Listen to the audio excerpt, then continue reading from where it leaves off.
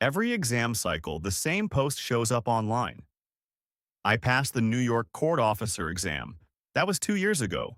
Nobody ever contacted me. Was it a scam? It wasn't a scam. The system worked exactly as designed. The problem is, nobody explained the design. 3 minutes, and you'll understand it better than most people sitting on that list. First, the mental model. Passing this exam gets you nothing by itself. Your result is a scaled score from 0 to 170 passes. But everyone who passes goes onto one statewide ranked list ordered by score. So your score was never pass or fail. It's a position in a line, and the line can be very, very long. Here's what actually happens after the exam. The list takes about 6 months to establish. For the 2026 exam, that means the first half of 2027.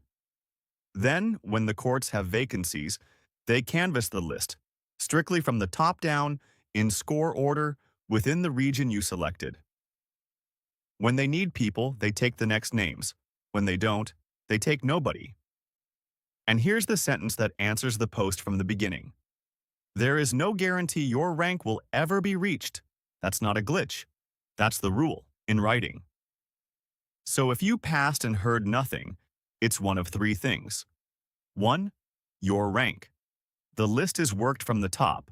If hiring slowed down before it got to you simply were never reached. 2. Time. A list lives 1 to 4 years and can be extended. Silence for a year doesn't mean you were skipped. It may just mean the canvas hasn't gotten to you yet. 3. Your region. You picked one of 2 appointment regions when you scheduled the exam, and you're only canvassed within it. You can change that selection while the list is active. Most people don't know that. Now the part that matters most if this already happened to you. The current lists, 45841 upstate and 45843 downstate, expire when the new list is established in 2027. They become inactive. Which means, if you passed one of those exams and were never appointed, waiting is no longer a strategy. To stay in the running, you take the 2026 exam, number 45857, and this time, you train for rank.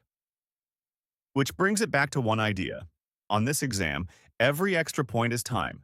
Points move you up the list, and the list is the only thing being read. So don't train to pass, train to place. My site has a free diagnostic that shows your weakest sections and daily practice for all 5. Free tier. No card needed. Links in the description. Duty rank is independent, not affiliated with the court system. Everything here is from the official exam materials linked below. And if you know someone who's been waiting on the old list, send them this. They need the 2027 part.